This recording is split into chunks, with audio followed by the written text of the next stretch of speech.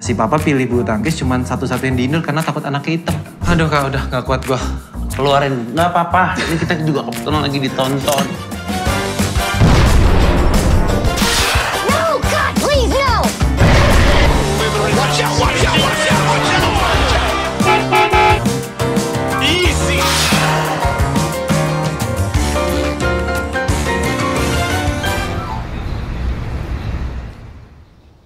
Bener-bener lu Joy ya, lu bilang mau janjian jam 10. Jam 10 baru tarikan napas pertama. Wih, langsung dateng dia. Lu anaknya gak pernah telat atau gimana sih konsepnya? Ya, nama juga atlet kak, harus selalu on time. Gak boleh telat sedikit pun, semenit pun tuh gak boleh. Tapi lu pernah gak telat ngasih ucapan ulang tahun? Atau, karena gue rasa-rasa gue semakin tua, semakin lupa tanggal ulang tahun orang. Iya, pernah sih. Tapi itu pernah. Oh, itu Pernah ya? Pernah. Lu sendiri inget gak tanggal ulang tahun temen-temen lu? Enggak. Kenapa ya? Padahal dulu waktu kita lebih kecilan dikit, dari tanggal, dari nomor, Iya. tuh hafal dan gak akan miss. Iya, bener. Sekarang gue gila. Tapi kalau nomor rekening gue tahu. Itu nggak tahu. Saran gue sih lo catat. Dan gak cuma lo catat doang, lo transfer. Lo bantu UMKM gue yang baru berdiri ini. Iya, mungkin dari next. program ini ada. Minum dulu deh. Oke. Suka nggak nih gorengan-gorengan dingin? Aduh. Makan gorengan gak sih lo? Enggak, atlet nggak boleh. Harus jaga badan. Makannya juga harus dijaga. Jadi kalau kayak kerupuk gitu nggak makan? Kalau kerupuk nggak apa-apa sekali-sekali. Oh ya, saya. Biasa. Ada paket apaan tahu sih Risa. Berarti lu kalau kerupuk tapi masih makan kan? Ya, sedikit-sedikit sekali-sekali nggak apa-apa. Bentar ya. Risa, Ya. aku lihat-lihat kamu belanja terus nih. Kita maksudnya apa kekurangan barang sembako apa gimana? Bulan lalu kan kita habis belanja, Sa. Iya, ini lagi promo Gomartnya. Jadi aku belanja sekalian aja. Kenapa sih? Oh, BTW iya, aku lagi iya. sibuk nih. Sibuk apa? Nanti siang itu ada ibu-ibu mau warisan. Ini kenapa depan mata gue? Iya, aku minta tolong Hah? Mas Reza sama Mas Jojo bantuin aku potong bawang. Iya dong, kan baik hati Mas Jojo ya kan? Maksudnya baik sih baik ya, cuman etos kerja siapa nih yang lu contoh nyuruh-nyuruh bos lu sama rekanan bos lu motong-motong bawang kita lagi ngobrol.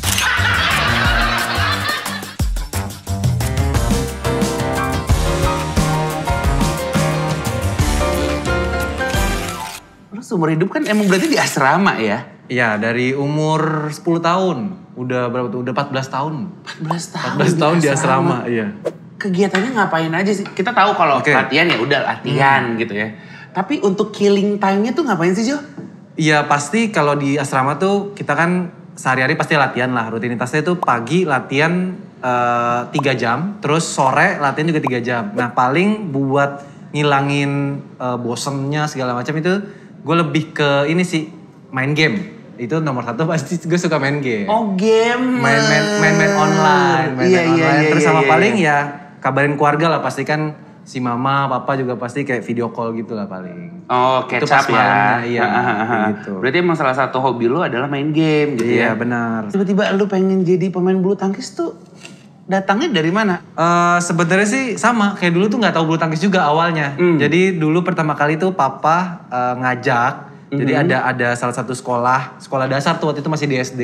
Oke. Ekstrakurikuler biasa. Oh. Dulu tuh kan ada beberapa lah kayak bola, bulu tangkis, basket. Nah biasanya kan ekskul tuh setelah pulang sekolah kan, siang-siang tuh. Tahu sendiri kan panasnya. Wah. Setuju. Nah si papa pilih bulu tangkis cuman satu-satunya di Indo karena takut anaknya hitam.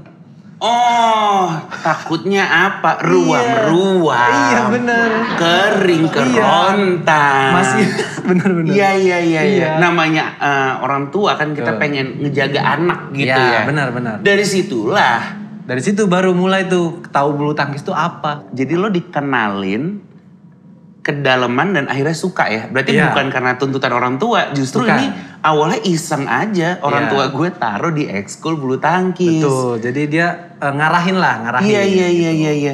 Ini kan kalau kita lihat sepak terjang Anda di bulu tangkisan. Oke. Terakhir kan Thomas Cup 2020 nih. Yes. Dengar-dengar dapat emas gitu. Ya, puji Tuhan lah. Tuh masa lu kemana? Ada lah di rumah, nggak di kemana-manain. Oh gitu, takut-takut digadai gitu kan ya. Sayang dong, itu kan sejarah. Bener. Sejarah tuh nggak boleh. Lu tuh, ini gue beneran penasaran ya. Lu ketika lagi main, itu apa sih yang lu bilang ke diri lo supaya bisa punya confident segitunya sehingga lu bisa memenangkan kompetisi?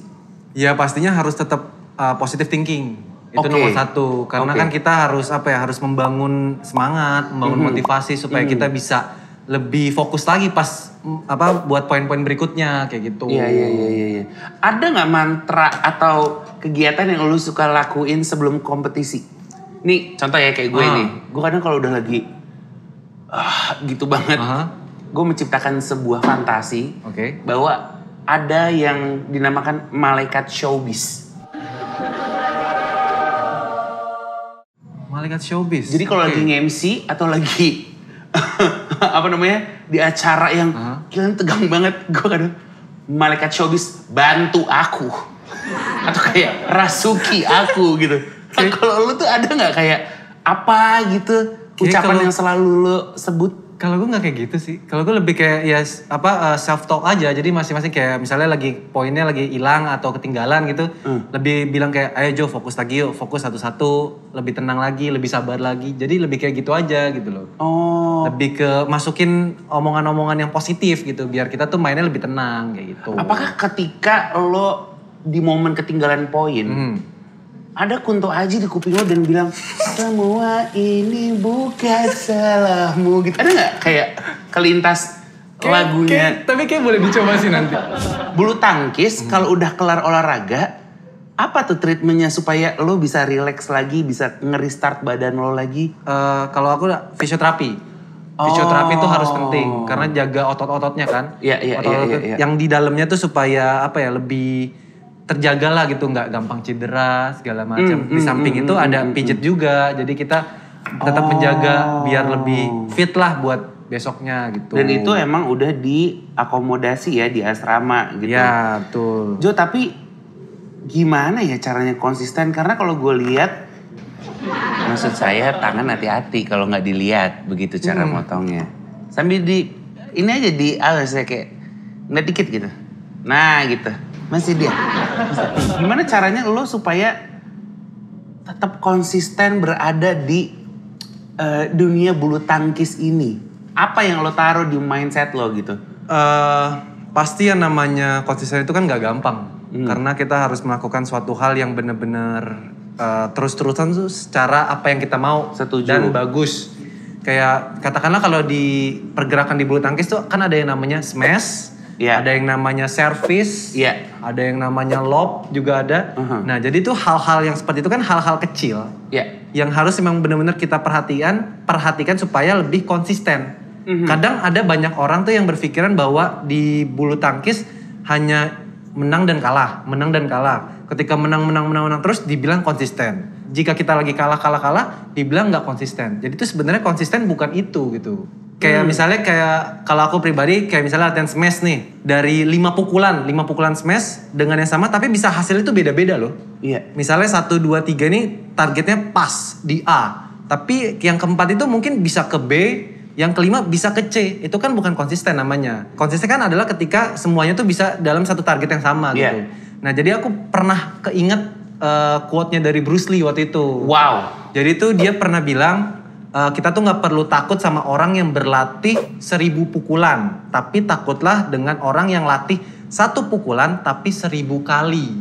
Dan itu tuh, kan bayangin aja latihan 1 kan pasti bosen dong. Tapi kita bisa gak fokus untuk sampai banyak dan sampai tuh targetnya tercapai. Nah itu namanya konsisten, kayak gitu. Itu yang jadi pegangan lo ya, makanya lo tetap ada di sini, misalnya di dunia bulu tangkis ini gitu ya. Gitu. Jadi kalau dari ceritanya Jojo ini bisa kita kasih kesimpulan ya, bahwa Jojo ini berhak diberikan jempol yang jempolan dan diberikan apresiasi semacam kamu hebat.